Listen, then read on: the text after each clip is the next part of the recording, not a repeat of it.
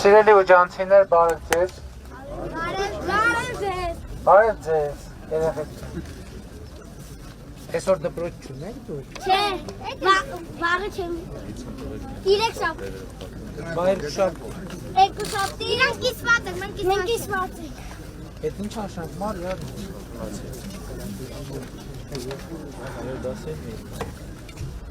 Սիրելի ժողովուրդ, ես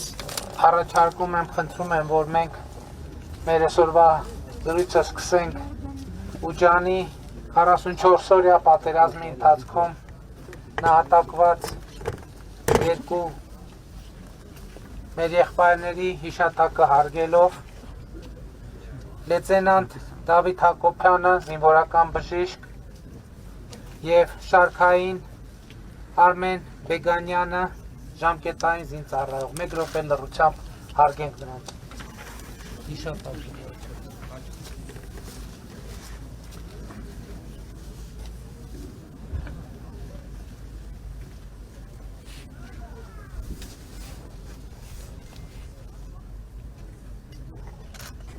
Շնորհակալություն։ Ժողովուրդ ջան, մենք իհարկե շատ ծանր օրեր ենք ապրել եւ շատ ծանր օրեր ենք ապրում։ Բայց մի այսպիսի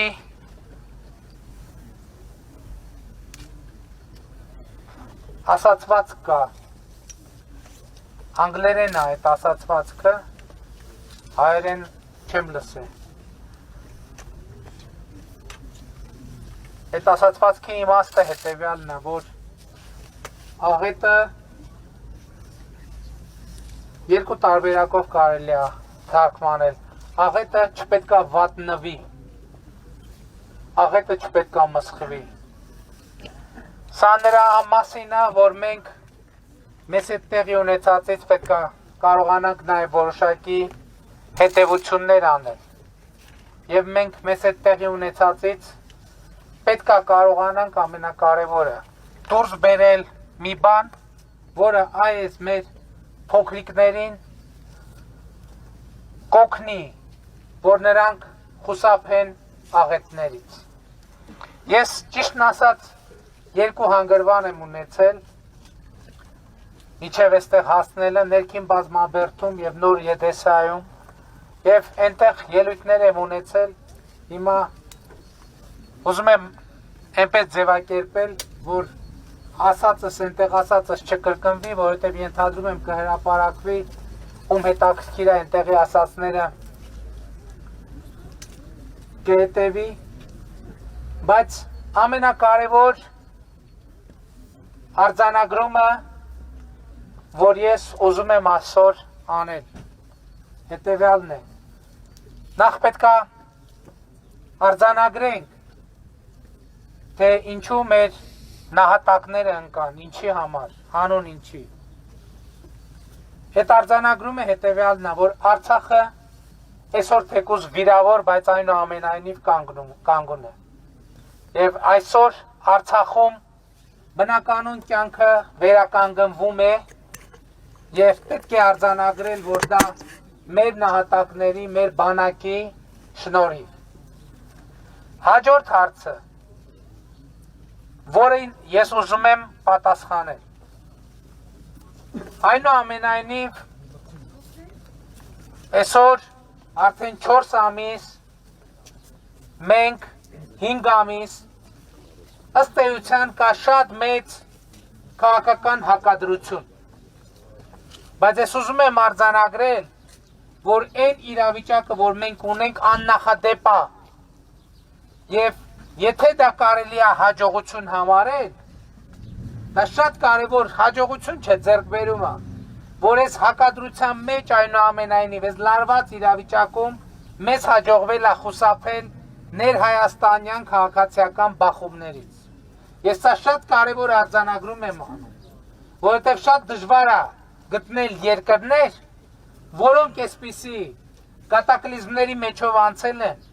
եւ 5 ամիս անց ունեն այսպիսի իրավիճակ եւ կարող են արձանագրել, որ այնուամենայնիվ քաղաքացիական բախումներ չեն եղել։ Մենք ներսում բախումներ չենք ունեցել եւ ես շատ կարևոր արձանագրում եմ համարում սա։ Եվ մեր մեծագույն խնդիրը դա է, որ մենք այս տրամաբանությամբ շարունակենք գործընթացները եւ ի վերջո գտնենք հավաստի, հուսալի եւ արժանահավատ պատասխաններ, թե ինչ է տեղի ունեցել եւ ինչու է տեղի ունեցել։ Ժորժ ջան, մենք պետք է ուժ ունենանք արձանագրել հետևյալը, որ Ղարաբաղի հարցի շուրջ բանակցային գործընթացը առաջին վայրկյանից մինչև պատերազմի, մինչև հեղափոխության մեկնարկը, հեղափոխությունը չի արտահայտել մեր ժողովրդի ներքին ցանկությունները, մտածումները, ձգտումները։ Սա շատ կարևոր արձանագրում է։ Այսօր օրինակ ասում են ինչու 2018 թվականին մենք այդ բանակցային բովանդակությունը չվերցրինք եւ չտարանք առաջ,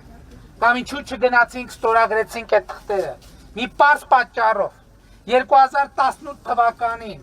այն բանակցային բովանդակությունը, որ եղել է, այդ բանակցային բովանդակությունը եղել է Արցախը փուլային եղանակով Ադրբեջանի կազմում թողելու վերաբերյալ։ Ես այսօր շատ նրբություններ չեմ կարող բացահայտել, բայց ենթադրում եմ ինձ կարձագանքեն,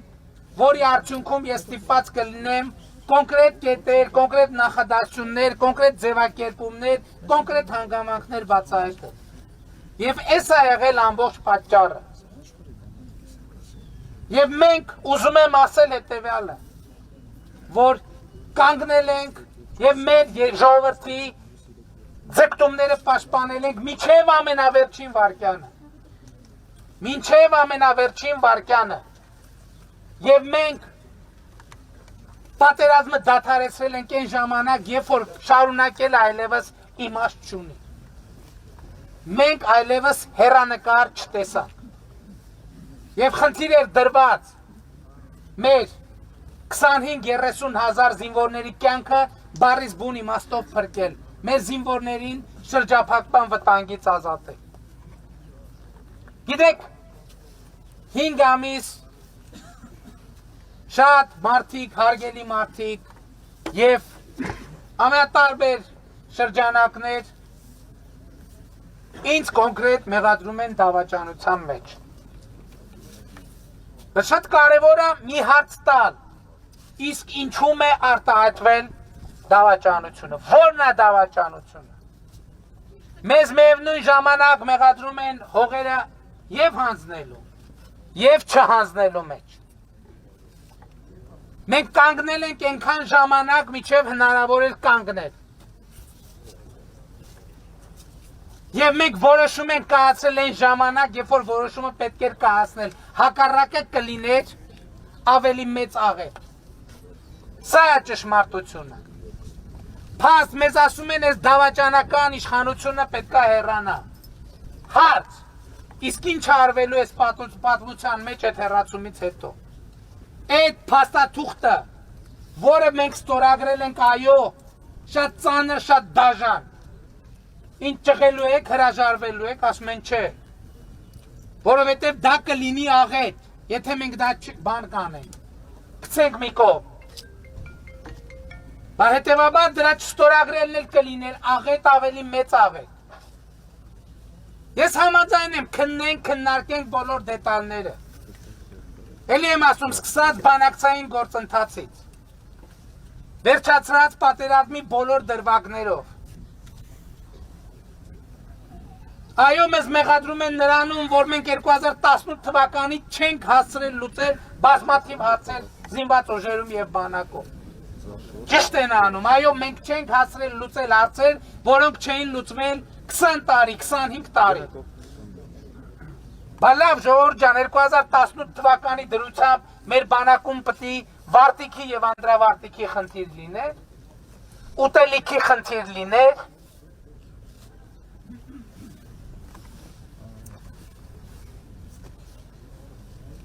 զինվորի արձակուրդ գնալու խնդիր լիներ։ Այսօր մարդիկ կան մեծ խոսում են,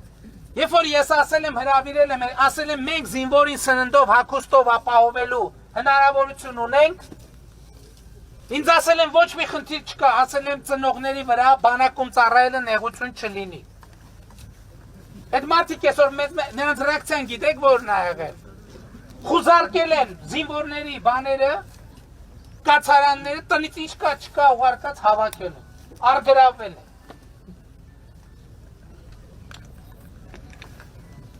2018 թվին բանակում եղել է սննդի խնդիր, մենք լուծել ենք։ Եղել է սնարյադի խնդիր, մենք լուծել ենք, բազմաթիվ բաներ, խնդիրներ մենք լուծել ենք եւ բազմաթիվ խնդիրներ չենք լուծել, բայց հարցը հետեւյալն է, այդ խնդիրը 2018 թվականին ինչի պիտի գոյություն ունենար։ Ինչ ենք գնում բանակի մասին խոսում, 2018 թվականի դրությամբ Հայաստանի վարելահողերի կեսը չի մշակվում ուղղակի, չի մշակվում 30 տարվա ընթացքում։ Արոտավայրերի կեսը չի մշակվում, որովհետև այնտեղ ոռոգման ջուր չկա, այնտեղ հասանելիություն չկա, ճանապարհ չկա։ Բա այդ է պայքարը։ Բա այդտեղ է որոշվել հաղթանակը եւ պարտությունը։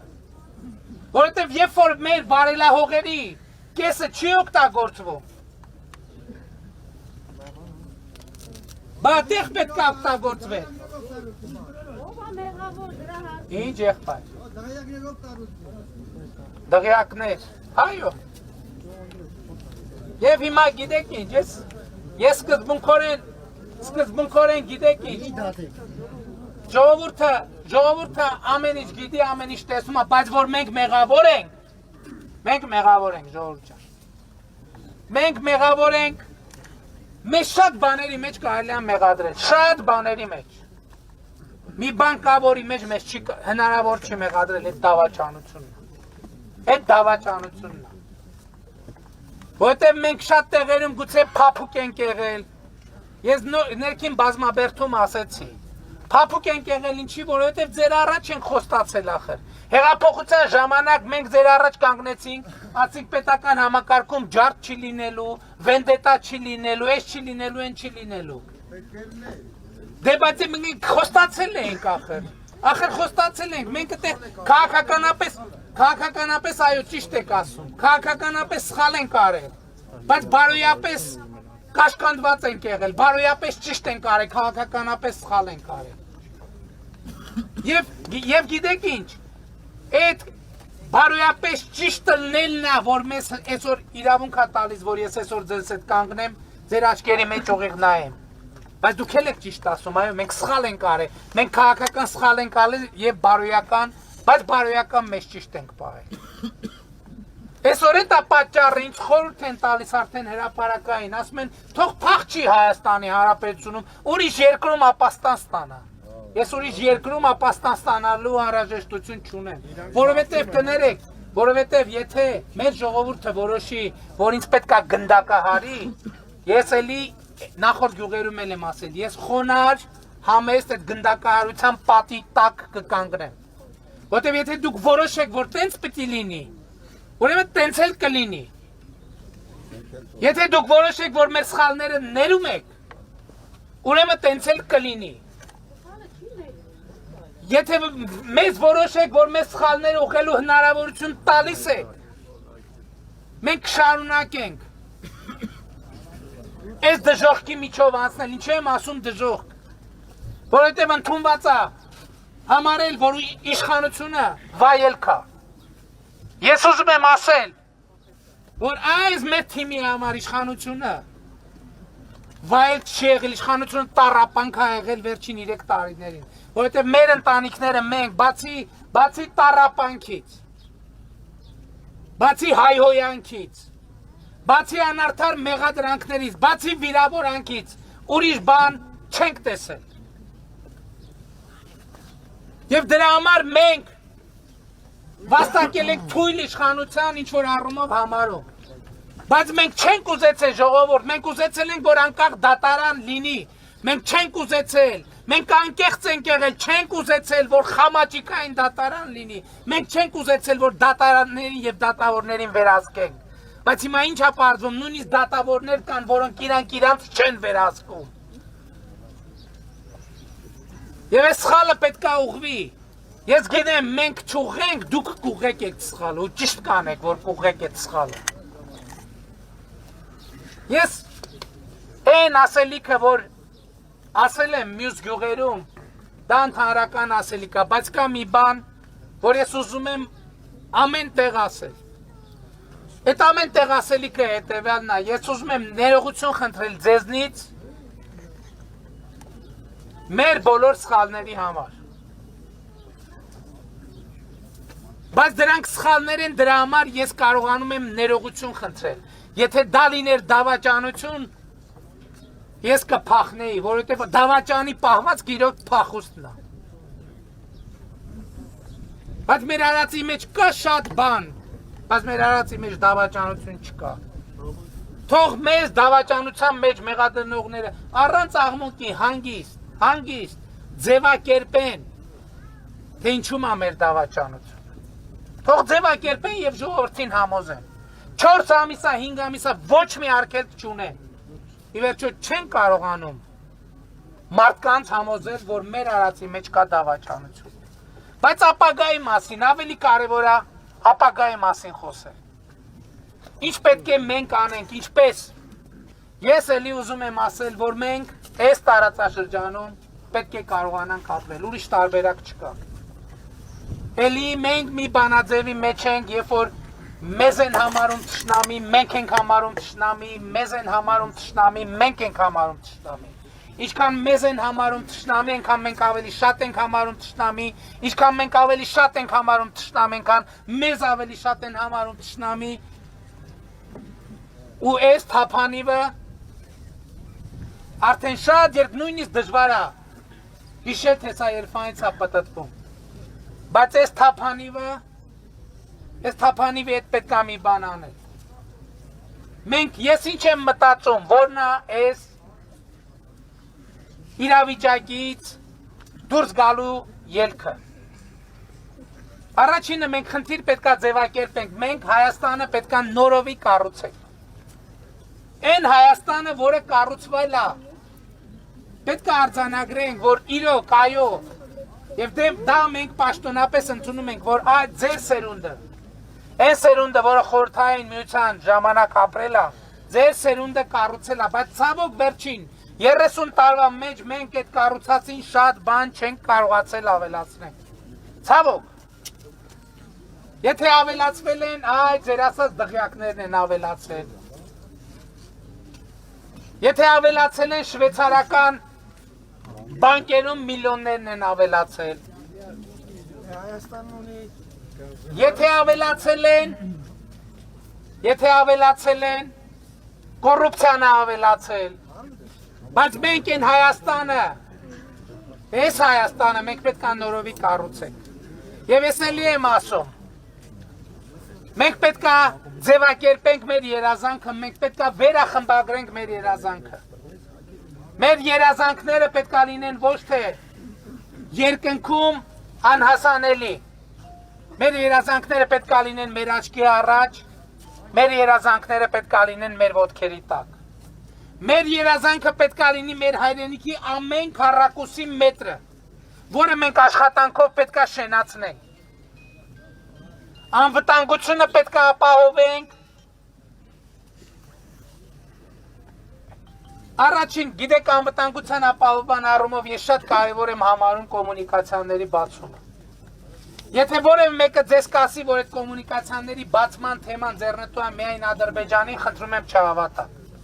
Եթե որևէ մեկը կասի դա ձեռնտու է միայն Հայաստանին, դրան էլ չհավատա։ Դա ձեռնտու է բոլորին, որովհետև այդ խորհրդային ժամանակների այդ Հայաստանը կառուցվել է նաև նրա շնորհիվ, որ Հայաստանը բոլոր 4 կողմերից երկաթուղի էլ է ունեցել, ճանապարհ էլ է ունեցել, օդել է ունեցել։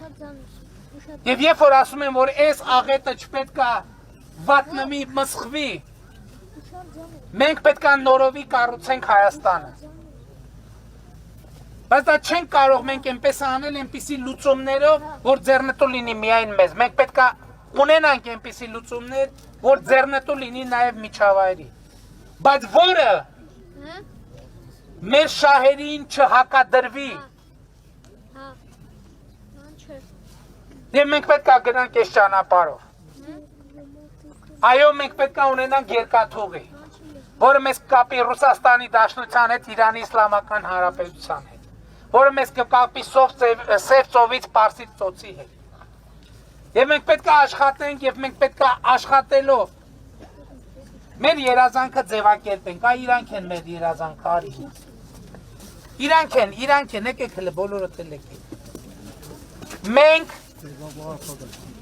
Մենք պետք է մենք պարտք ունենք, մենք այ մեր նահատակների առաջ մեր պարտքը չկարողացանք կատարել, չկարողացանք հասնել նրան,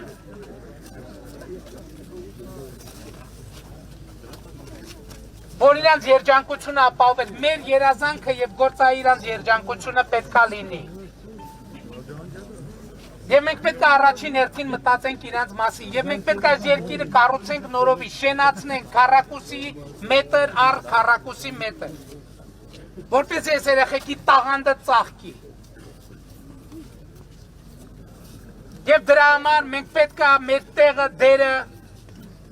մեր կեցվածքը, տարածաշրջանի մեր ընկալումը դիտարկենք այս նոր միջավայրում։ Մենք պետք է մեզ համար դաժան խոստովանություններ անենք եւ դաժան արձանագրումներ անենք։ Եվ մենք պետք է գնանք այս ճանապարհով, որովհետեւ ուրիշ ճանապարհ չկա։ Ուրիշ ճանապարհը մեզ ոչ մի տեղ չի տանում։ Որովհետեւ այդ ուրիշ ճանապարհի ընթացքում 30 տարի, երբ որ ասում ենք ես ինչ այս ինչ թալան այս ինչ աչքով են տալիս, ասում են բանակ ենք պահում, առաջնագիծ ենք պահում։ Հետո 2016 թվականին պարզվեց, որ 80-ականների զենքերից ենքով մենք ոչ մի բան չունենք։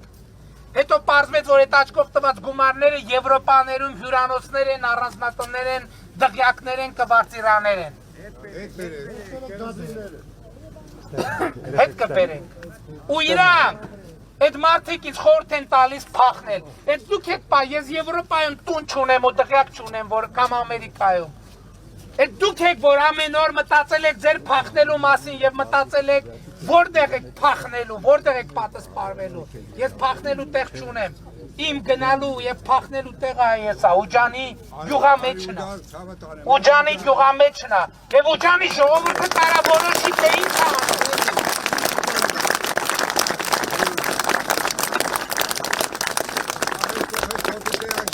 Հեշտ չի լինելու ժողովուրդ, հեշտ չէ։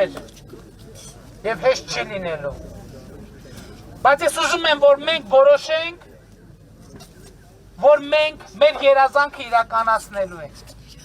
Մեր երազանքը իրականացնելու ենք եւ այս երեխեքը հպարտ են լինելու ձեզանով, մեզանով, իրենց հայրենիքով ու իրենց պատմությունով։ Այո, որովհետեւ մենք կռվել ենք մինչեւ վերջին վարկյանը, երբ հնարավոր էր կռվել, մինչեւ ամենավերջին վարկյանը։ Մենք կանգնել ենք մինչև ամենավերջին վարկյանը եւ մենք կանգնած ենք եւ մենք հպարտ ենք եւ մենք խոնարհվում ենք մեր նահատակների առաջ եւ ես խոնարհվում եմ ձեր առաջ որովհետեւ այսօր Հայաստանը կա ձեր շնորհիվ ձեր կամքի շնորհիվ, ձեր վճռականության շնորհիվ։ Այսօր, երբ որ ասում եմ Հայաստանում բախումներ չեն եղել, դուք եք դրա գարանտը, երաշխավորը, դուք եք որ թույլ չեք տվել։ Այսօր խոսում են դավաճանությունից։ Թող դավաճանությունից խոսան նրանք, ովքեր պատերազմի ժամանակ ասում են, զանգում են գեներալներին, ասում են, կարա ինչ եք եկել այդտեղ կռվում, եկեք Երևան կռվեք։ Այդտեղ ինչ գործ ունեք, իշխանության եկեք հանրապետության կառավարության շենքը գրոհեք։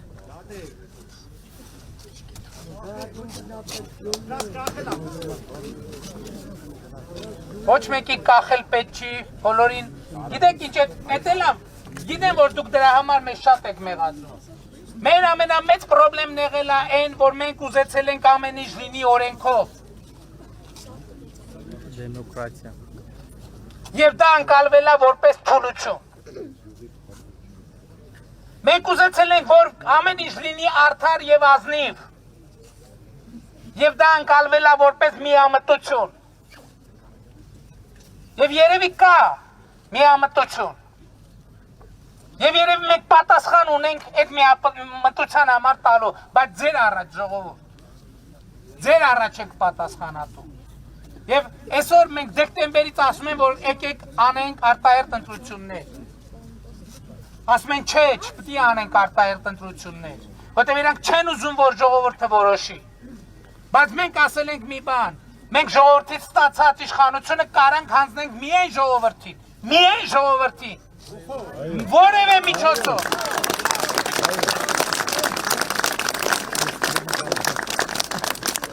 Եվ դուք գնացեք որոշեք։ Ինչ որոշեք կիրագործենք։ Եթե կորոշեք, որ ինձ պետքա պատժեք, դուք ինձ կպատժեք։ Եթե որոշեք, որ ուրիշների պետքա պատժենք, ուրիշներին պիտի պատժենք։ Բայց առաջին մեր այսօրվա ամենամեծ պրոբլեմը դատարաններն են։ Մենք դատավորներին տվեցինք ազատություն եւ անկախություն։ Դատավորները 20 տարի Հայաստանում ինքնուրույն որոշում կայացնելու հնարավորություն չեն ունեցել։ Եվ մենք տվեցինք իրանց այդ հնարավորությունը, բայց նրանց մի մասը, ոչ բոլորը, այդ հնարավորությունը օգտագործեցին, որ վազեցին իրանց հին տերերի մոտ նրանց կամքը կատարելու։ Եվ իրանք դրա համար պետքա պատժվեն, բայց դուք այսօր մեր ձեռները թուլացած են ժողովուրդ ջան, որտեղ այս պատերազմը, այս պարտությունը շատ մեծ հարված էր մեզ։ Եվ այդ պարտությունը ամբողջը իմ վրա եմ վերցնում մի բանի համար, որ դուք ձեզ պարտված չզգաք, պարտությունը իմն է։ Ես եմ դրա մեղավորն ու պատասխանատուն, եւ ես ամբողջը վերցնում եմ ինձ վրա մի բանի համար, որ դուք ձեզ հանկարծ պարտված չզգաք,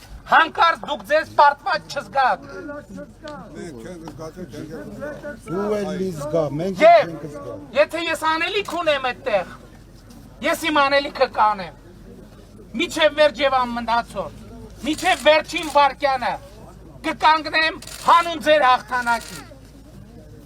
Պարտությունը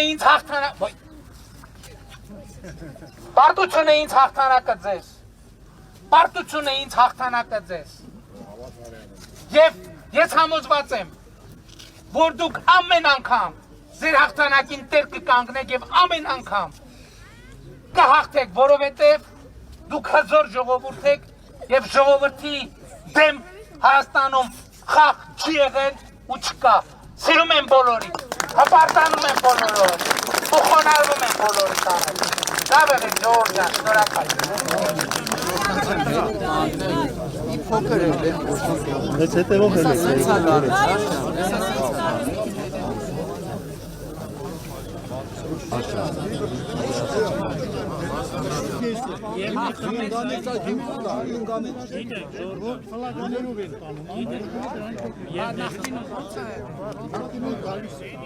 Ռեալ պետք է այդպես Էտել եք սուբվենցիան ներկայացրել, սուբվենցիայով ինչ ներկայացնել, սուբվենցիան մեր ամենասիրած ծրագիրն է, որտեղ մի մասը դուք համայնքն է տալիս, մի մասը կառավարում։ Սուբվենցիայով ինչ որ ենթակառուցվածքներ ինչ որ ներկայացնեք, բավարար է։ Իմ ես պետականություն ես 30 տարի, գիտեք ձեր սխալն եմ, էլի, որ այդ ընտանիքներում, այդ արնոտ հաց լապած ընտանիքներում մեծացած երեխեքին կամ դրանց հնարավորություն եք տվել իշխանության մեջ։ Չկան ազնիվ մարդիկ, ազնվագույն մարդիկ, այդ դատարանները վերից վար, դատավորը ասում է իմ տղեն պետք է լինի դատավոր, գիտես։ Այն որ նայում եմ ձեր խորհրդարանում, այդ Վճռաբեկ դատարանի նախագահ եք նշանակում։ Այդ չէ, Վճռաբեկ դատարանի քրեական պալատի դոկտորա, դրան դոկտոր որտեղ են տվել, տրամաբանություն չունի։ Արադ Միրզոյանը հարցը տալիս ինքը անտրամաբանական է պատասխանում։ Գևորգ են, գյուղի Գևորգը հարցը տալիս անտրամաբանական, դոկտոր կադրերին որտեղից են գտնում։